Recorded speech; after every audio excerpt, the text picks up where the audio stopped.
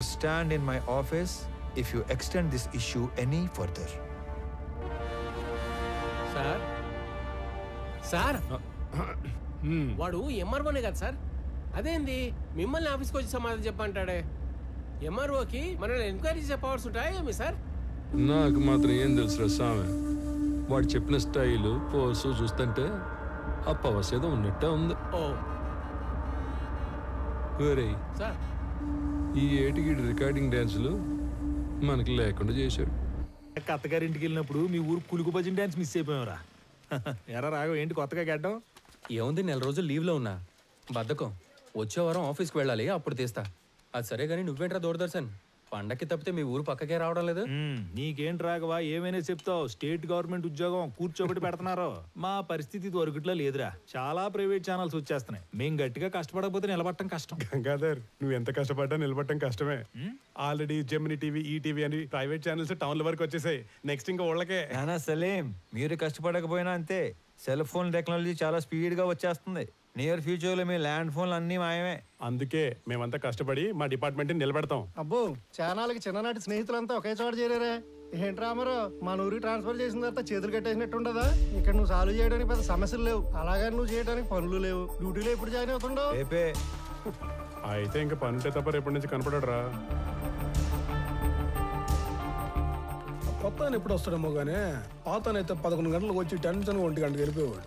సుఖం ఉండేది మనకి. అవును కదా. ఆడేం చేస్తా ఉండవు? సార్ వచ్చేసి ఉన్నాడు, జనాల్ని కలుస్తా ఉన్నాడు. సార్ వచ్చింది. సార్ పట్టుకోండి, సార్ వచ్చేసాడు.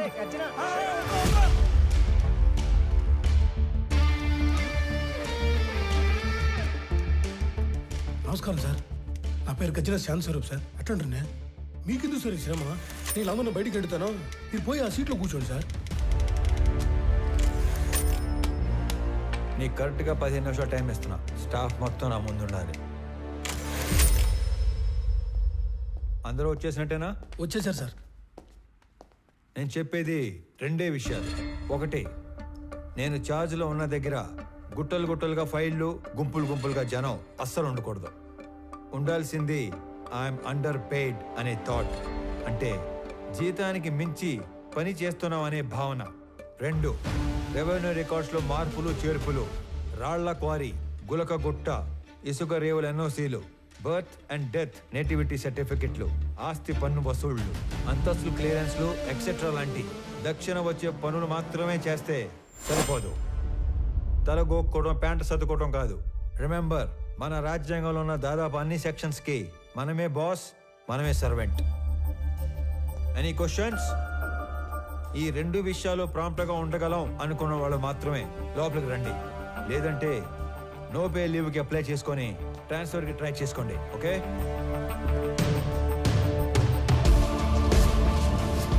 There is no privacy, no protocol in my office. నేను చేసే పని మీకు కనపడాలి, మీరు చేసే పని నాకు కనపడాలి. Only progress that matters.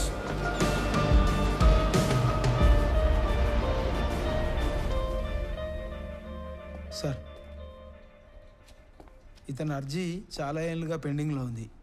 కౌలు రైతు, 2 ఎకరాల ప్రభుత్వ బీడి భూమిని చూసుకొని అప్లికేషన్ పెట్టుకున్నాడు. కానీ అప్పర్ క్యాస్ట్.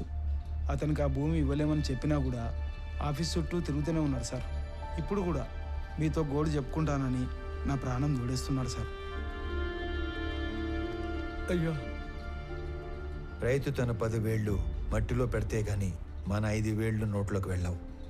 అడంగల్ 13వ కాలంలో అతని పేరు రాసి తీసుకునిరా, నేను సంతకం పెడతాను. గవర్నమెంట్ కోర్టుకు వెళ్తుంది. అది కోర్టులో తేలే లోపు నేను రిటైర్ కూడా అవుతాను. ఈ లోపు రైతు వ్యవసాయం చేసుకుంటాడు. అయ్యా, చచ్చేలోపు 1 సెంటు భూమి కన్నా ఆసామిని అవుదాం అనుకున్నానయ్యా. నీ వల్ల నా కళ నెరవేరింది. నువ్విచ్చే ఆ మట్టిలో మాణిక్యాలు పండిస్తానయ్యా, మాణిక్యాలు పండిస్తా. చూస్తా ఉండు మళ్ళా. ఒక్కొక్క మనిషి ఎంత పని చేయొచ్చా? మనం ఏళ్ల కొద్దీ చేయని పనిని కొన్ని వారాల్లో చేయించాడు ఆయన. మొగలాయి సార్. లేదంటే రోజు 6 గంటలకు ఆఫీసు బేగ వేసే టయానికి 56 మంది వెయిట్ చేస్తూ ఉండేవారు. ఇంకా 1 గంట టైం ఉంది, 2-3 కన్నా ఎక్కువ లేరు. ఆయన ఏదో మాయ చేశాడు సార్. పెద్ద మాయ చేశారా. మనం ఎంతోమంది దగ్గర పనిచేసాం. కాలం నీడలో వాళ్ళందరినీ మర్చిపోయాం. కానీ ఇతని నీడలో కాలాన్నే మర్చిపోయాం. గుర్తుండిపోతారా? రే అనంతు అన్నా పెద్దమ్మ చెప్పింది వదిన చెప్పిందని సాకుతో నువ్వు టౌన్లో షాపింగ్ అయిపోయాక ఆఫీస్కి వచ్చిన డిస్టర్బ్ చేయొద్దు. సర్లేనా ఒక్కసారికి అన్నా అన్నా ఈడు చూడు నడి రోడ్డు రా ఎటా నడుస్తుడు ఓ ఈ ముసలోడా ఓ ఓ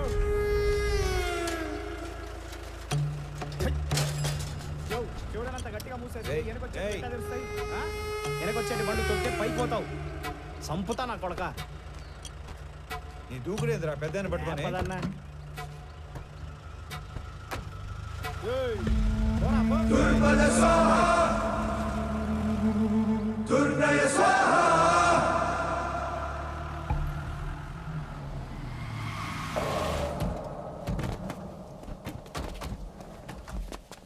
సార్ ఇంత కష్టమైన పని అని తెలియక పెద్ద పోజు కొట్టి మిమ్మల్ని నమ్మి ఈ పని టేకప్ చేశా. తెక్కలాడి తినాలకి వెళ్తే మెట్లు ఎక్కను దిగను సరిపోయింది. మీరు అంతే వెళ్ళడం రావడం తప్ప ఏం ఉపయోగం లేదు. ఛ! సార్ మాల్ మొత్తం ఏదో రూట్లో ఎక్స్పోర్ట్ అయిపోయింది ఏమన్నా నాకు కొంచెం డౌట్ వస్తుంది సార్. అస్సలు కాల. ఖచ్చితంగా మాల్ ఎక్స్పోర్ట్ అవ్వలేదు. ఇది నేను చెప్పిన మాట కాదు. మాల్ ఎవరైతే డైరెక్ట్ గా ఎక్స్పోర్ట్ చేసుకుంటున్నాడో డాను వాడు చెప్పిన మాట.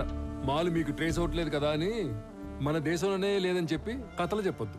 అయితే సార్ ఇంకో 4-5 టీములు పెట్టి తలా ఓ దిక్కు పంపి కూంబింగ్ ఆపరేషన్ చేస్తే త్వరగా ట్రేస్ చేయొచ్చు సార్. మీ చుట్టాలను కూడా తీసుకెళ్ళరా. నువ్వెవరో సామె నా కొంప ముంచెట్టున్నావు. ఎట్ట అంటే హడావుడి లేకుండా వెతకాలి. గవర్నమెంట్కి ఏమాత్రం ఒప్పందినా చాలా డేంజర్. ఇన్ని 100 కోట్ల ఎర్రచందనం ఒకేసారి దొరికితే దేశం ఉలిక్కి పడుద్ది. కలపకి కాపలా కూడా పెరిగిద్ది. ఓకే దీంట్లో ఏది జరిగినా నన్ను లేపేస్తారు. సైలెంట్గానే ఎతకండి, కానీ కొంచెం స్పీడ్ పెంచండి. సార్ పోండి. Good morning sir. Morning morning morning మాల్నీదే. Good morning sir. Good morning. Morning sir ఇది మాల్నీదే, ఇది మాల్నీదే, ఇది కూడా మాల్నీ. ఏంటి ఇవన్నీ? పేరు మాలిని సార్, ఊరు తెమ్మసముద్రం. ఆస్తి వారసత్వ బదిలీ కోసం అప్లికేషన్ పెట్టుకుంది. మనం దాన్ని రిజెక్ట్ చేశాం. దానికి నిరసనగా ఆవిడ ఉత్తరాలు రాస్తూ ఉంటుంది. బాగా బతికి చితికిన కుటుంబం అంట సార్. ఏంటి సార్ ఇది కొత్తగా?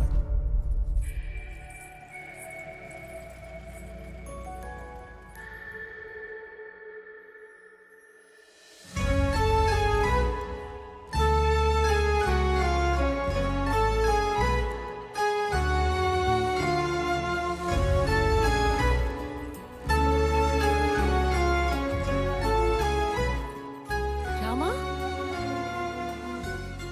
ఎన్నేళ్ళైంది నిన్ను చూసి.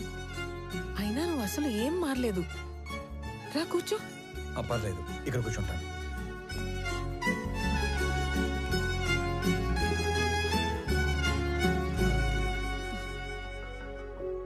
నీ పేరేంటి తల్లి? రామలక్ష్మి.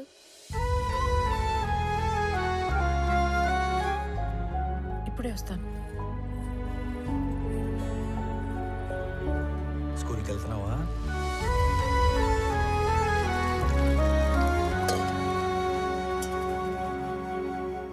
Good girl.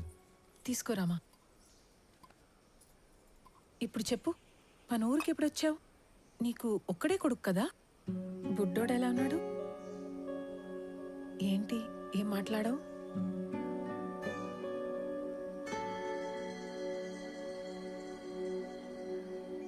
అసలు ఏం జరిగింది? రామా, నువ్వు వెళ్ళి ఆడుకో తల్లి.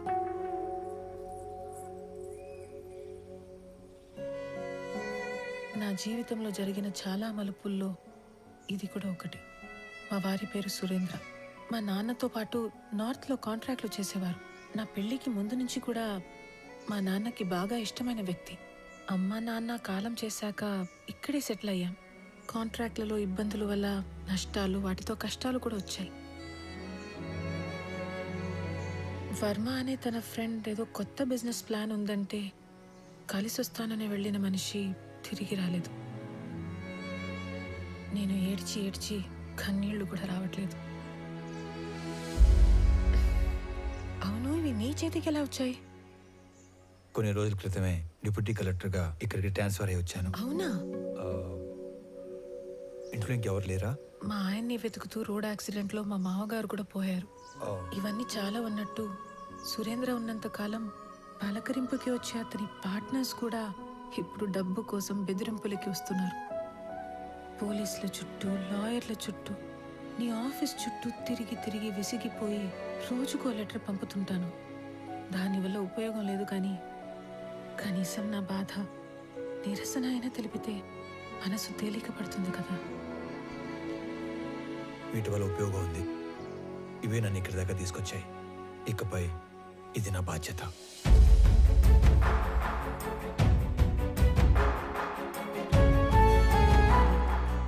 నా వల్ల ప్రేమలో ఓడిపోయిన ఆ బాధని లోపలే దిగమింగుకొని చిరునవ్వుతో వెళ్ళిన రామ నాకు దూరమయ్యి దాదాపు 7 సంవత్సరాలయ్యింది. దిక్కుతోచని పరిస్థితుల్లో ఉన్న నన్ను వెతుక్కొనొచ్చి భరోసా ఇచ్చి వెళ్తున్న రామాని చూస్తుంటే చాలా జ్ఞాపకాలు గుర్తుకొస్తున్నాయి.